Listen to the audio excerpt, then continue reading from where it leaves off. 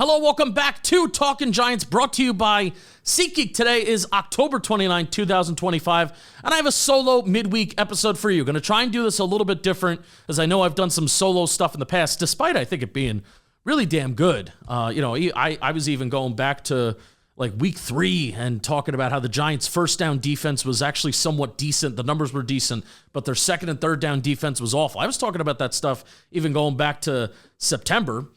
But I understand, like, when there's a solo ep that's 50 minutes and either I'm not bringing on a beat reporter, I'm not interviewing a player or another Giants content creator just to have someone just to, toss some stuff off of.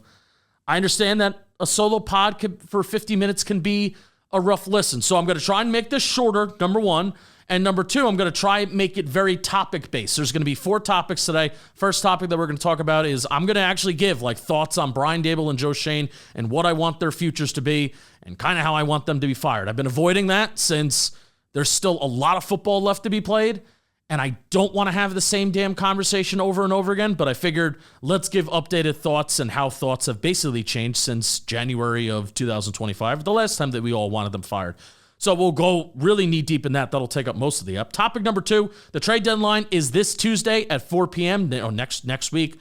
So what should the Giants do? Who will be available? What's the wish list? And then even who should the Giants themselves be possibly looking to trade out themselves? Topic number 3 is going to be Jaxson Darts. We'll give some updated numbers of him on the season, his third down numbers, his first half numbers, how they're really good, and then even philosophically how the Giants versus the Eagles. I didn't necessarily like how they attacked the Eagles, especially knowing what the new reality is for the Giants offense. I didn't really like how they attack them, and I think there needs to be easier answers inputted for Jaxson Darts. And then the fourth topic is kind of a new segment that I'm calling shit list and hit list. And we're going to talk about 2 players, one player that the fan base is not currently liking, and then one player that the fan base currently does like.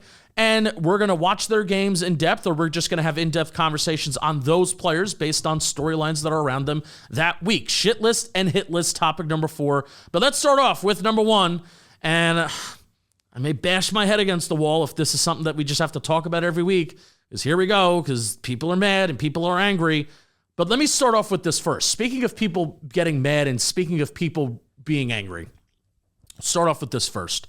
And this will be a warm-up to Joe Schoen and Brian Daboll. This really sucks, what's going on with the Giants right now. Obviously, no shit Sherlock, right? But this is not my first rodeo when it comes to knowing when people are going to start to tune out to the Giants, right? Half of the reason why people were watching the 2025 Giants is gone now. And if you really want to extend it out to the last 5 weeks, we have now lost 2/3 of the reasons why people were watching the 2025 New York Giants. And the challenge for Jaxson Darts was already a difficult one without Malik Nabers, and now it gets even more difficult without Cam Skattebo. I mean, the offense, man, just felt easy with Jaxson Darts, and that's what we've been dying for, like offense to just feel easy and not feel so difficult. But we are trending in a direction where offense, it seems like it may just get pretty difficult again. And 4 years into this Brian Daboll and Joe Schoen thing, the Giants wind up losing Malik Nabers, who was the 6th overall pick, a high-end first-round draft pick of last year's draft, and a 4th-round rookie running back, and it feels like the sky is falling. There should be an infrastructure. There should be an infrastructure built through 4 years of roster building that should make us feel like the sky isn't falling. And I think that just points to where the roster has, like, what the roster is. And I think that just points to the roster that has been built here. It sucks that those players got hurt, and we'll see what everything looks like this Sunday, and then we'll see what everything looks like even beyond then. Maybe it won't even be that bad, but I'm expecting to be bottom half and maybe even bottom quarter in offense again. That's kind of just like what I'm expecting. Maybe bottom quarter is a little too harsh, but as the Giants have been an above-average offense since Jaxson Darts has taken over, I'm expecting that to go kind of down to the bottom half again, right? Let's talk about Joe Schoen and Brian Daboll, since I kind of ended that off with the infrastructure that's here. If the season ends today, yes, 100%, I would want Brian Daboll and Joe Schoen fired. And the biggest reason why I think they remained here in the first place, the change that they sold us on was the change at quarterback. That's why they were both retained. But for me, my frustrations with them has never been the quarterback position. And I want to slam my fist on this wooden table over and over and over again and restate that. Because I get it. Everybody talks about quarterback. They didn't lose enough to get Drake May. They didn't lose enough to get Jaden Daniels. They didn't take McCarthy. They didn't take Penix. They didn't blah, blah, blah, blah, blah, blah, blah, blah, blah. They re-signed Daniel Jones for all that money. I get the frustration. But so much of why I wanted them gone had nothing to do with the quarterback position. It's been everything around the quarterback. So yes, right now, Jaxson Darts is playing well. He's playing really well. Yet we're 8 weeks into the season, and it's over. It's over. You're 2-6. It's over again. I don't care about promise. I don't care how close they are to winning these games, because even with Jaxson Dart playing well, I have seen the same types of losses that they've had over the last 2 years. The same types of losses where the defense allows a game-winning drive. They cannot stop the run. And since 2023, they have lost at least 4 games over the last 3 years. At least 4 games because they don't have a damn kicker, just on the top of my head. They can't get out of their own way. So you could talk about promise. You could talk about how Dart looks good. That doesn't matter to me, because this year in my brain, you can go back and pull the damn receipts of this show. I'm pretty proud of this, and sometimes I won't always encourage you to go back and listen to my dumbass takes, but so much of this year was not just about Jaxson Dart, for me, personally, but it was also about, can this roster prove that they are in a better spot after 4 years of Joe Schoen and Brian Daboll? Are they in a better spot? But let's forget about Joe Schoen for 1 second, because I still think to this day that Brian Daboll has done a better job with what he has been given than Joe Schoen, which that may not be saying all that much. However, let's start here. If Brian Daboll fired Schoen Bowen last year, I really don't think any of us would have sat there and cried about it, besides some beat reporters that care about optics, right? Would we as fans kind of laugh at it? Yup. Would we as fans think it's ironic that Daboll, the play caller for an offense over the last 2 years, just got rid of another defensive coordinator? Yup, all of that would have absolutely been true. But the Giants, and likely even Brian Daboll, chose to go into this pivotal 2025 season with Schoen Bowen as their defensive coordinator, despite an immense amount of talent on that side of the ball, and us we know that people in that building did not believe in Schoen Bowen. They wanted Bowen gone. We thought that after Mara spoke on that field for that presser, we all looked at each other and we're like, Schoen Bowen's going to get fired. And then he didn't. People in the building hated the job that he did. Carl Banks, who, we'll talk about what Carl Banks had to say about Dex later in the show. Carl Banks ripped Bowen to shreds every single week.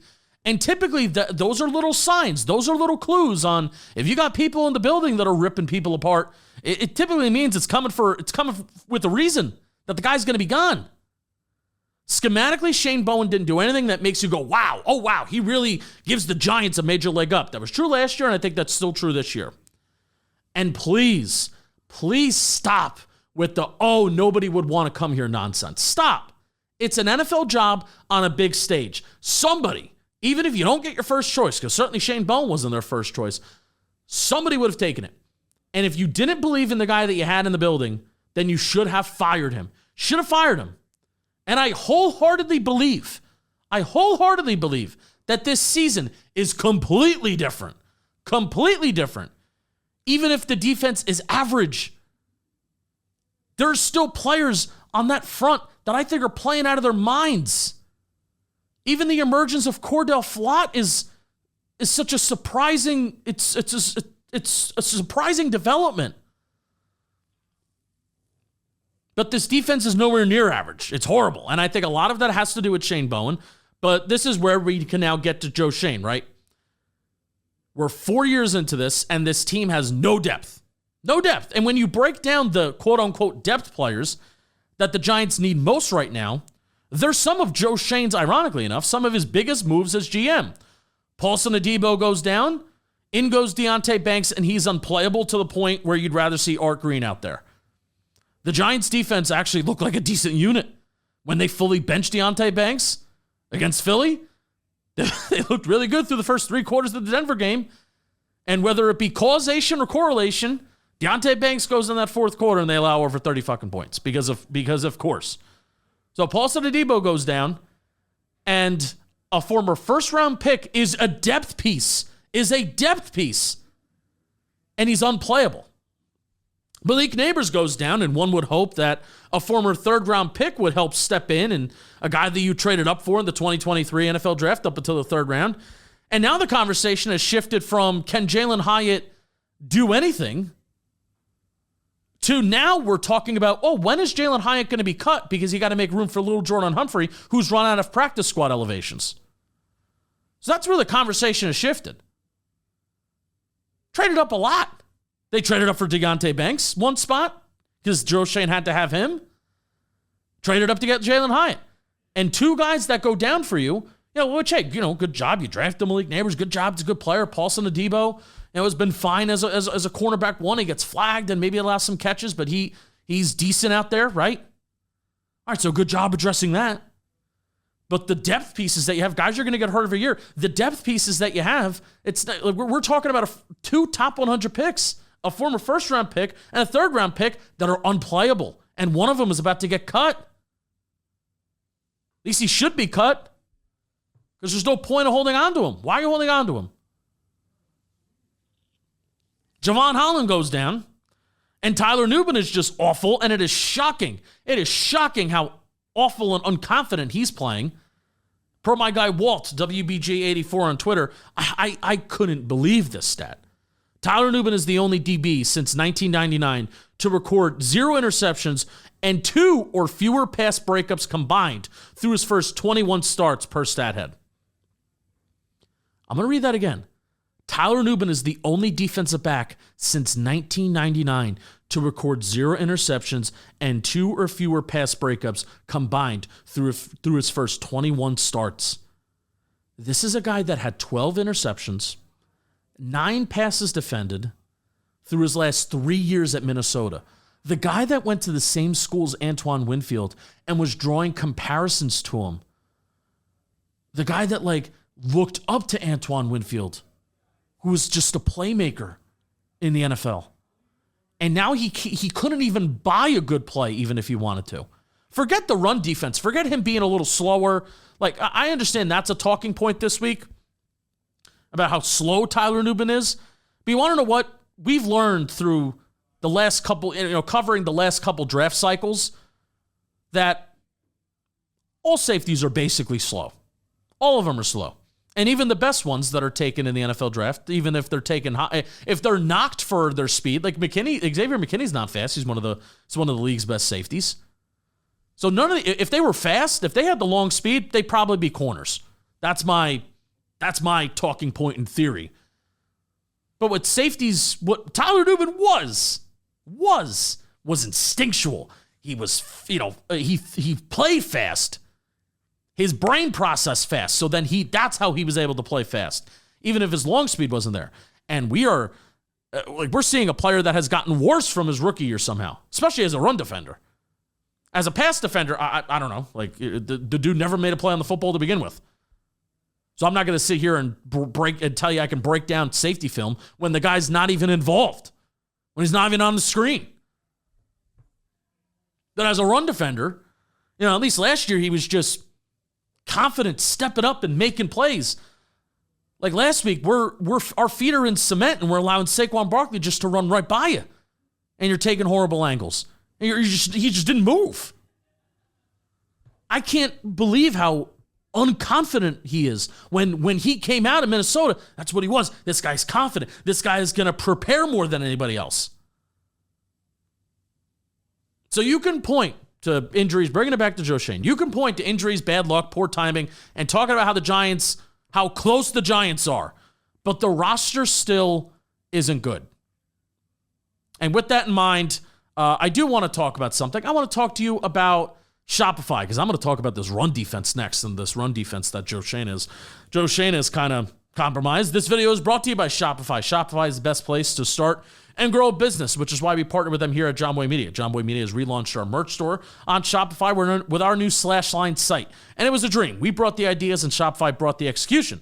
As you're shopping our new launch, check out what Shopify can do for you. Life really is a touchdown when you have Shopify on your side. Shopify Sidekick, Shopify Magic, and the suite of AI tools are a total game changer. It's revolutionizing the way you can build and manage a business. You'll have your own AI assistant guiding you on everything.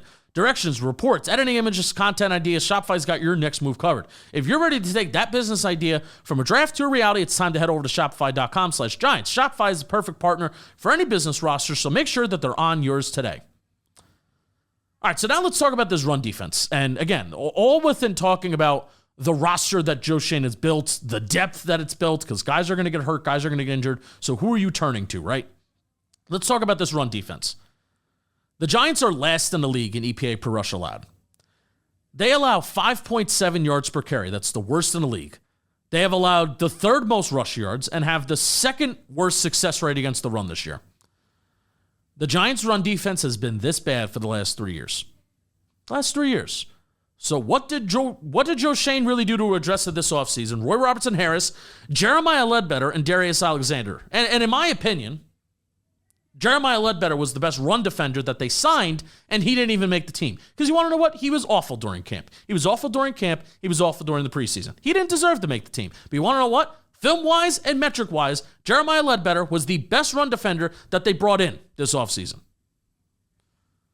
Micah McFadden and Darius Moasow, 2 day 3 picks at interior linebacker, and then Bobby Okereke is how you invested into the linebacker position. And rolling with the same linebacker crew as last year, despite having internal questions about Bobby Okereke's overall play and effort, is not good and sound decisions. This is horrible self-scouting and self-evaluation on what you need to get better at. And while I don't think the interior defensive linemen are an advantage right now when it comes to the run game, I also don't think they're awful. And I actually have numbers to back that up when we get to our final segment. Nacho and Roy Robertson-Harris, I think they make a play from time to time. I mean, even DJ Davidson looked decent for what you're expecting DJ Davidson to do against the Philadelphia Eagles. But I do think these linebackers are awful. I do think they're awful. If they had some sort of fear with Bobby Okereke, which I know they did, go back to the Art Stapleton episode from OTAs from the spring. And he's talking about whether the concerns that Art Stapleton brought up on that episode, whether they went away during training camp, whether they subsided, there was some kind of fear in that building. I know this because he told us. And Art Stapleton is not the type of guy to go out of his way to critique. He is, and I think he'll tell you this, he is mostly an optimist. So when Art compared the Bobby Okereke situation to the Blake Martinez situation during the spring, I'm like, what is festering here? And what are they thinking? What are they thinking in their heads about Bobby Okereke? And also, why wasn't interior linebacker addressed at all this offseason if you have these internal concerns that interior linebacker isn't that good? Save me. And Ryan Dunleavy came on this show. And again, I'm not criticizing the reporters. I'm criticizing the things that they're hearing because I believe them. Ryan Dunleavy came on this show in August and said the Giants really like what they got in Darius Moasow. Give me a break. They're bad. And they were bad with Micah McFadden too, by the way. Oh, the Micah McFadden injury hurts. Yeah, it hurts, but they were bad with him too. They were a bottom 3 run defense with him too. Instead, the Giants chose to go all in on the safety position, both financially and with draft capital. And those safeties haven't provided an advantage at all. So I bring up the safeties when talking about the run defense because the self-evaluation And the self-scouting of what we need to get better is awful. They chose to invest in safeties. If you're going to invest in somewhere, they chose to invest in bringing in safeties, and those safeties don't provide an advantage at all, whether that's because the players aren't good or Shane Bowen's not putting them in a spot to be successful, and I honestly think it's both. And they have chose Roy Robertson Harris and Darius Alexander, who interior defensive linemen take time to develop and grow anyway. Those were the two major investments, put major in quotes, of trying to improve the run defense. That's it. So I just went on for how long? 20 minutes in, and I said this was going to be short. I lied. I just went on for how long, talking about the big picture mistakes the head coach and GM have made. And I'm sorry, Jaxson Dart performing well right now is not enough for me to ignore years of awful decisions and ignorance that still continue to haunt us right now. So there's that. All right, let's move on to topic number 2. The trade deadline is next Tuesday at 4 p.m. They just announced, Saints did today on Tuesday, that Tyler Shuck is starting for them. So I'm not sure the Saints are going to trade Chris Olave. I even would like Rashid Shaheed. I would like Rashid Shaheed. Dude, he is a big play guy. Like, that would change dramatically my overall perception of, like, do I want the Giants' air yards to still be up? Which right now, like, spoiler alert, when we get to the third topic and we talk about Jaxson Dart, like, his air yards, like, he's airing it out. And I kind of don't want them to do that right now. I kind of want them to cut down on that. But if they get a guy like Rashid Shaheed in the building, I would really change it. Like, no, keep throwing it down the field because the guy's fast and he'll go and get it. But I don't think Olave is going to happen. And even Mickey Loomis doesn't typically trade anyway. He likes to trade up in the draft. He doesn't do, trade deadline trades, even though they should trade Brandon Cooks so he becomes the most traded player in NFL history. Brandon Cooks has been traded 4 times in his NFL career, and he's never been traded at the trade deadline. Everything's been in the offseason. Jalen Waddle would be sick. That would totally change the ceiling and the floor of the offense, both in the present and especially in the future. But if the Dolphins would take a 3rd-round pick and then a day 3 pick, I would do it. Like, hell yeah, Jalen Waddle's awesome, but they probably won't accept that trade, and the Giants already do not have a 3rd next year since that was part of the Jaxson Dart trade. So Jalen Waddle probably not even being dealt. Jacoby Myers from the Raiders, I still think would be in play. He's a bigger physical presence that I think especially is going to help in the intermediate part of the field. That is somebody that I think I would do. I'm not giving up a 3rd for Jacoby Myers. I mean, again, like I think you can get trades for guys with a 5th, with a 6th. Giants have 3 6th-round picks in this year's draft. Like wide receiver trades. I think even trades in general at the NFL, it's not like other sports. It's not just a plug-and-play sport. So now you're talking about like Calvin Ridley from the Titans, Christian Kirk, Braxton Berrios, Xavier Hutchinson, all 3 from the Texans. I would probably lean a little bit more to Christian Kirk. I mean, Braxton Berrios doesn't really do anything for me. I just put him because he's a name. Rashad Bateman or Devontae Walker from the Ravens. Would the Ravens want to deal any of them? Devontae Walker does give me Jalen Hyatt vibes, though. And that's even just going off of a pre-draft evaluation standpoint, and he honestly hasn't even done that much as a NFL player to begin with. I mean, we're talking day 3 picks here. I think the Giants should look to get to, like, if I'm the Giants, I would want them to get something done for somebody that could help them at wide receiver. Maybe even, like I said, a pick swap. They have, 3 6th-round picks. We'll see. If anything happens wide receiver-wise, I'm thinking one of these names, like the type of names. If it isn't Jacoby Myers, it's the Calvin Ridley, Christian Kirk, Rashad Bateman type of players. So now in terms of the Giants that I think could be traded at the deadline, I am all for Chauncey Golston. Dude, that's such a shame that, I thought that, Golston was going to come in here, and even if he wasn't going to play a lot, and I know he's hurt right now, even if he wasn't going to play a lot, thought that he was going to have an impact. And, I think he's made a couple plays against the run here and there this year, but it just hasn't provided the stability that I thought that he would. So it's a shame. I mean, you also need to put, like, Kayvon Thibodeau, Brian Burns, and Abdul Carter are all playing really well, and the Giants have actually done a good job of having all 3 on the field at one time.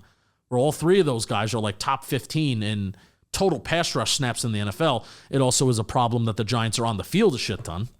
So that's why it's like you look at the most pass rush snaps in the NFL, Brian Burns, Abdul Carter, and Kayvon Thibodeau, they're all up there. It's also because the Giants defense never comes off the field. So I don't know. Chauncey Golston has been kind of disappointing. Been very disappointing. So if an NFL team is going to call and they want they want to give a 6th or a 7th round pick for him, I would say just do it. You have 3 edge rushers here. Just do it. They're all going to be on the field. I'm okay with that. Evan Neal, Deontay Banks, Jalen Hyatt. If anybody wants anything for them, give it to them. That's that. I'm going up and down. If anybody would want anything for Bobby Okereke, I think I would do it too. I am not viewing Bobby Okereke in the same prism that he is the super ultra valuable player. I am not. If anybody wants Bobby Okereke for a 5th, I would go and do it. Even though I don't think they would do that because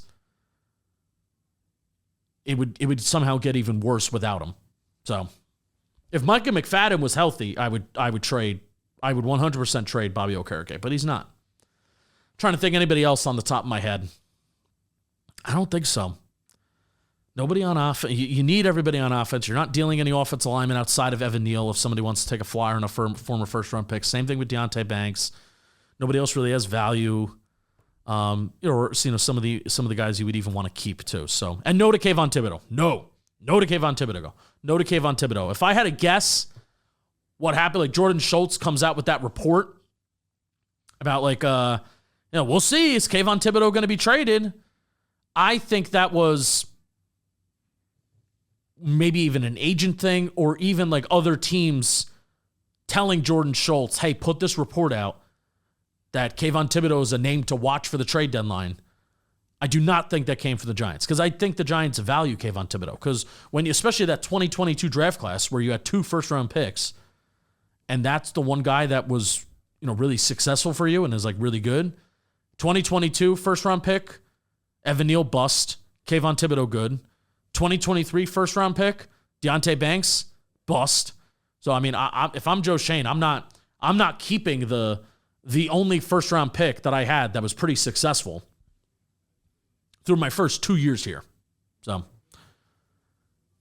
team control, too. I think the team control thing is very valuable, where even if we get to next year and Kayvon Thibodeau should be traded, I think even him playing on that 5th-year option for half a season would be valuable to another team. I think he's too valuable right now. He's playing too much, and he's playing well. So, no to Kayvon Thibodeau, 100%. I think that was other team-driven, externally driven by Jordan Schultz. And then I think Garofalo and Ian Rappaport, who we've seen, I think are pretty friendly with Joe Schoen. They put out the clarifying report of the Giants don't want to move on from Kayvon Thibodeau, and he's probably not going anywhere. So yeah, no to Kayvon Thibodeau. All right, topic number 3. I got to take a drink of water. All right, before we get back to the show, I got to talk to you about Tushy, because you have to ask me a question, and this is a shame that you can't see this shirt if you're on the podcast app. But if you're on the YouTube crowd, you could see it, and it says, ask me about my butthole. So we'll do it.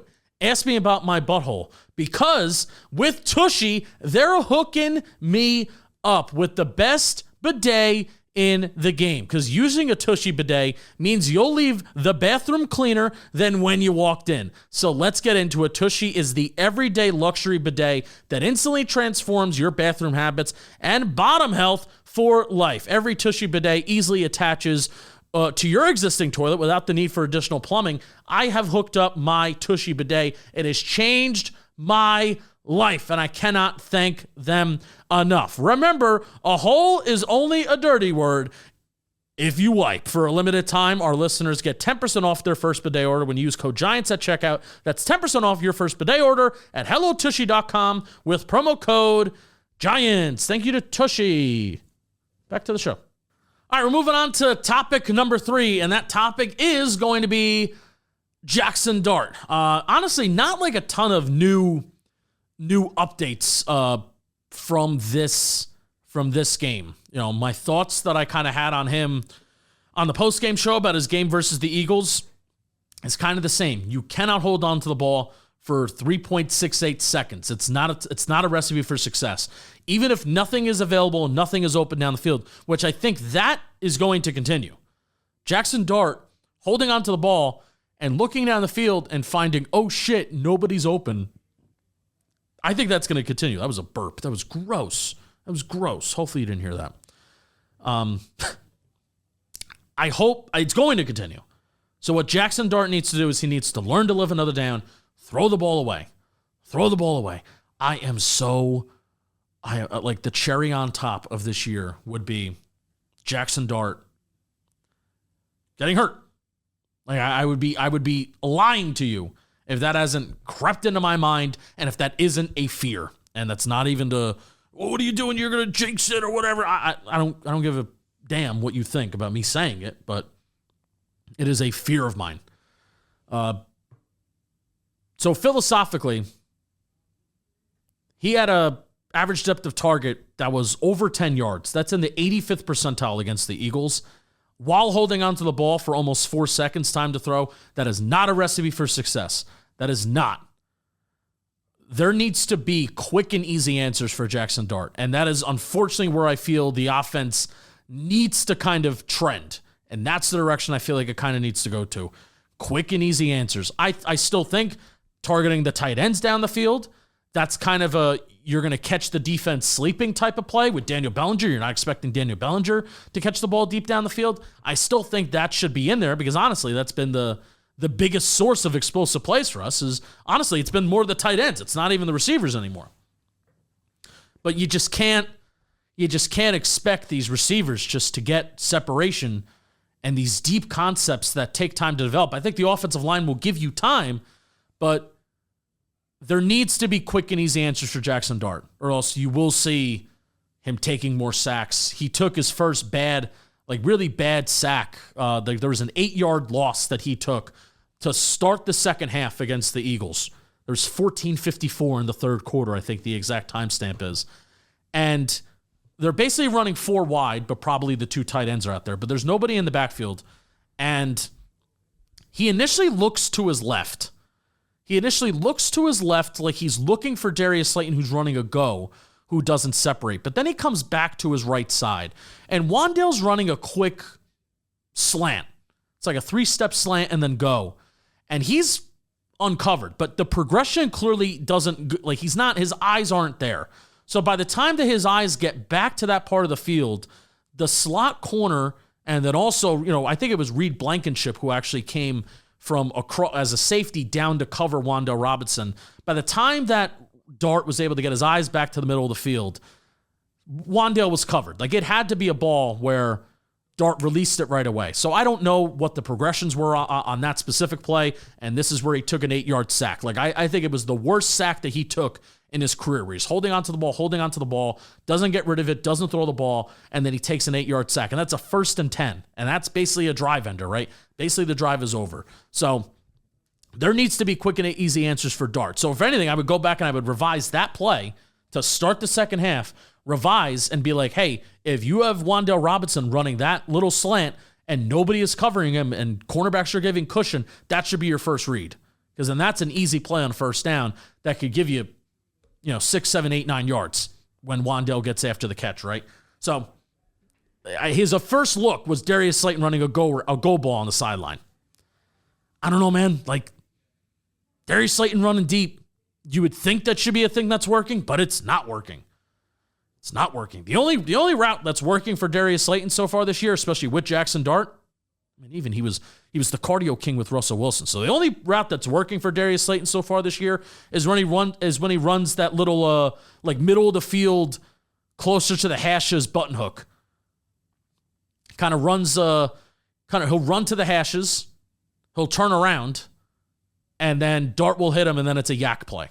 That's it. It's the only play that's really worked for Darius Slayton this year. So, and he should be a guy that should win at all 3 parts of the field, and he kind of hasn't. Which is a shame. So that leads me to say there needs to be quick and easy answers for Jaxson Dart. That kind of leads me to say when looking at the wide receiver depth chart, right now, it's Wan'Dale, Slayton, Lil Jordan Humphrey, Bo Collins, Gunner, and Jalen Hyatt. I think Ray McCloud should be activated off the practice squad. Lil Jordan Humphrey needs to be signed to the active roster, number one. So that would mean I think Jalen Hyde needs to be cut to make room for that. And then Ray McCloud will have 3 elevations. He will have multiple elevations from the practice squad, and those are the 6 wide receivers I think you should roll with. Wandale, Slayton, Lil Jordan Humphrey, Bo Collins, special teams guy, half the special team snaps. Gunnar Olszewski, return man, and Ray McCloud. And Ray McCloud can be this mix between slot and outside. And I think when I say there needs to be quick and easy answers for Jaxson Dart, that's where Ray McCloud comes in. Yards after the catch. I mean, I think you can even put him in the backfield. Like, he can kind of be like just a little bit of a beefier Wan'Dale Robinson for you. If anything, I think he may be a little bit better after the catch than Wan'Dale in terms of making people miss because he's just a little bit bigger. Not much bigger, I don't think. So that's what I would do. Jalen Hyde needs to be cut. Lil Jordan Humphrey needs to be signed to the active roster. Ray McCloud needs to be active on game days, and he needs to be part of this plan. Because what are you gonna throw a quick pass to Lil Jordan Humphrey? When they threw a screen to Theo Johnson to start the Eagle game this past week, it's like, what?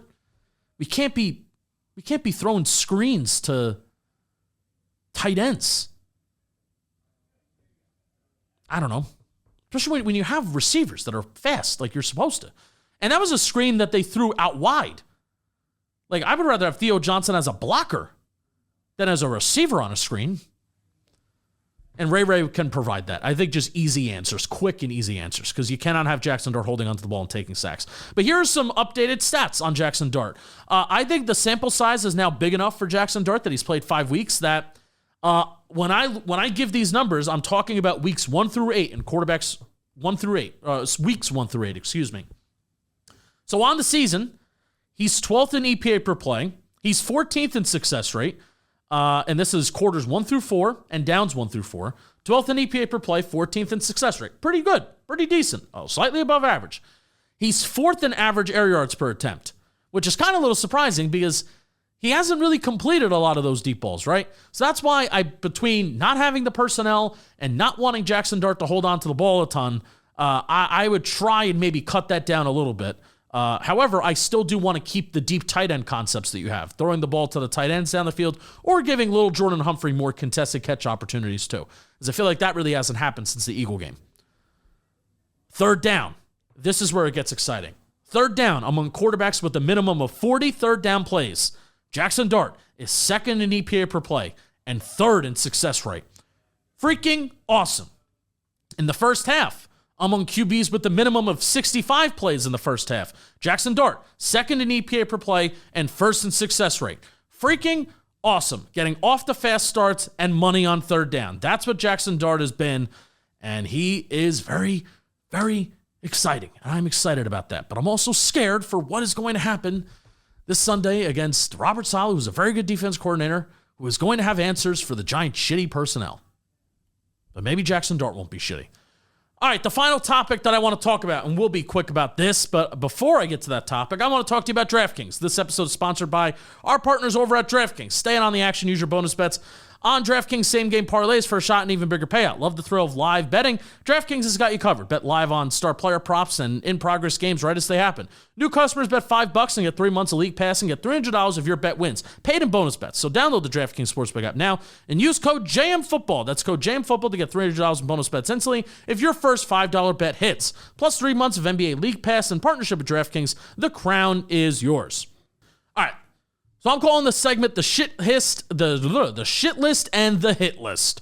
So who is on everybody's shit list as a fan base? I would say the player that I chose for this week is John Michael Schmitz, coming back from injury.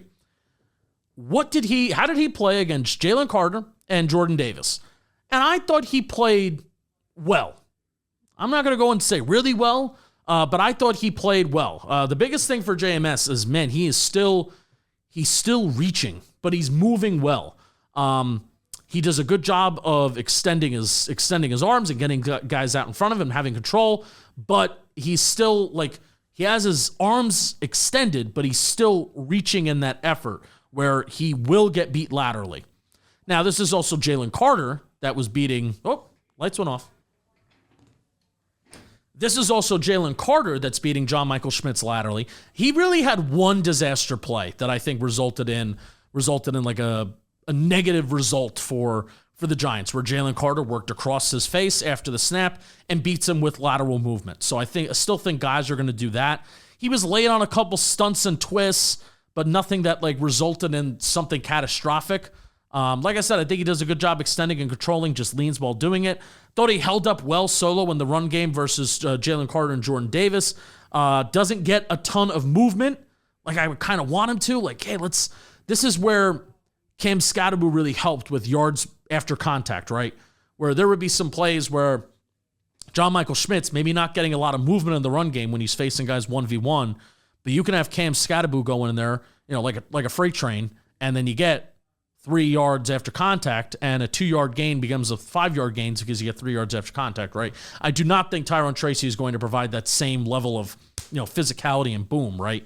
So you're going to have to get guys off the ball and push them off the ball, particularly against Jordan Davis. I thought he did a solid job, which Jordan Davis, that's his main forte of being a run defender. So John Michael Schmitz, I'm not sitting here saying like I'm just sold on this guy as the long-term center, but I haven't been displeased with what I've seen this year, and especially against Philly. Certainly no disaster plays, and he's done a good job trying to keep Jaxson Dart upright himself.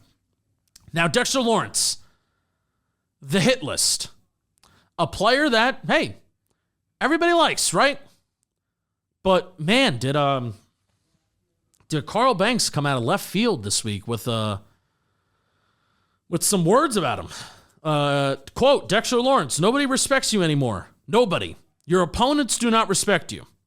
And then he went on for, however long that clip was on his show. And Dexter Lawrence, nobody respects you anymore. Nobody. You want to know why? I know that's not true. And I'm gonna tell you why I know that's not true for a fact, 100%. Dexter Lawrence has been double-teamed on a league-high 61.2% of his pass rushes this season. Dexter Lawrence is the most double-teamed player in the NFL. How Dexter Lawrence is playing is one conversation to be had. And I think, hey, it's a good conversation to have. Dexter Lawrence is not playing at an elite level this year, right? But out of all the things that are happening in this organization right now, to go after Dexter Lawrence, I think a leader of this team, for somebody of Banks's standing, to go after Dexter Lawrence out of everything that's going on in this building is, I think it's insulting. Like if I'm Dexter Lawrence, I'm insulted by this. I'm disgusted by this. The dude has played hurt. The dude is still probably playing hurt. I think, again, it's fair to say Dexter Lawrence is not playing at an elite level, and that is disappointing. But to say nobody respects you to the most double-teamed man in the National Football League, the most double-teamed guy, I think it's just wrong. Also, the Eagles had 33 rush attempts this past Sunday. 17 of them went outside the tackles. By the way, 33 rush attempts, and I know this for a fact, the Eagles had 30 rush attempts go to running backs because 3 of them were by quarterbacks. So what's quick? Let's do 17 divided by 30. 17 divided by 30 is 56% of the Eagles' runs. So 56% of the Eagles' runs went outside the tackles last week. 49% of all rush attempts the Giants have faced so far this year have gone outside the tackles. Half of their carries have gone outside the tackles. You want to know the splits between the Giants' inside the tackles, rushing performance, and yards per play versus outside the tackles? The Giants are 16th in the league in yards per carry when teams run to the inside, when inside the tackles. It's about 4 yards per carry. So they're league average when teams run inside the tackles. But when teams run outside the tackles, they average 7.9 yards per carry. That is a whole yard and a half more than the second worst Chicago Bears. 7.9 yards per carry when teams run outside the tackles against the Giants this year. I'm sorry. Dexter Lawrence ain't responsible when a play goes in a completely different direction from him. And half of the Giants' rushing attempts this year are going away from him. I think that's an opponent respecting you. I think every opponent double teaming you 61% of the time, every single team double teaming you, I think that's an opponent respecting you. So again, forget the fact that, all right, yeah, Dexter Lawrence is not playing like a defensive player of the year candidate like he was last year. And I agree with that. But to say nobody respects you, I think that is an asinine thing to say. An asinine thing to say to a guy that I think has played his ass off, who has every right to be the type of guy that says, get me out of here. Get me off this team. I don't want to be on this team. Also has every right to be like, I'm not paid enough. Trade me. Trade me to a better team that is competitive and trade me to a team that's going to pay me more money. Guys have done it before. What's stopping him? So nobody respects you anymore. Your opponents do not respect you. When teams are running, or 50% of the Giants' rush attempts, they're going away from him. Because the rest of Joe Schoen's roster is shit. Because nobody knows how to defend the run. Because you have linebackers that can't flow sideline to sideline, and you have cornerbacks like Deonte Banks who willingly choose to not be a participant in the run game. Dexter Lawrence is the last guy on this roster that should be attacked. Nobody respects you. All right. Now I'm ending this mad. Like that really, it made me mad and also made me sad. Like I don't know. I don't want to say more. All right, I will see you on Friday. I said this was going to be shorter, and I guess I lied because I yap, and that's what I do about this football team, and I hope you enjoyed it. Let me know what you think. If I'm going to do solo eps in the middle of the week, let me know what you would want me to do. Let me know what you thought of it, and I'll see you next week for whatever we do, and I'll also see you on Friday for a game preview with Sean Morash. Let's go Giants. It starts today! Let's go Giants! We bleed blue!